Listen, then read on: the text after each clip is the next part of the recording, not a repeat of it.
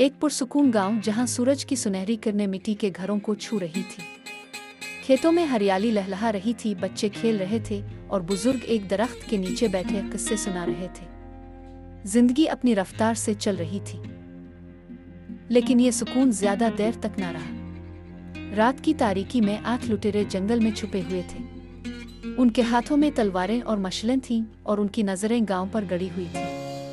उनके दिलों में लालच और बुराई भरी हुई थी। फिर वो लम्हा आया जब लुटेरों ने गांव पर हमला कर दिया। दरवाजे तोड़े गए, सामान लूटा गया और गांव वाले खौफ से चीखने लगे। हर तरफ अफरा-तफरी मची हुई थी। ऐसा लग रहा था जैसे क़यामत टूट पड़ी हो। इस शोर और गुल में एक बहादुर शख्स सुलेमान अपनी तलवार उठाने के लिए उठ खड़ा हुआ। इसने गांव वालों की चीखें सुने और उसका खून खौल उठा। वो जानता था कि इसे कुछ करना होगा।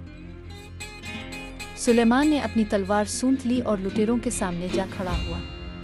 वो अकेला था, लेकिन इसका हौसला पहाड़ से भी ज्यादा मजबूत था।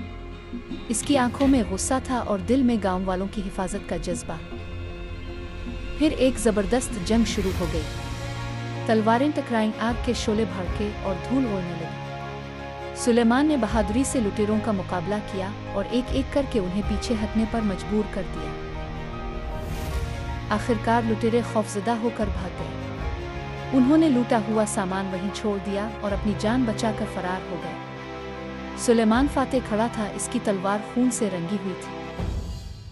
अगली सुबह गांव वाले सुलेमान के गिर्द जमा हो गए।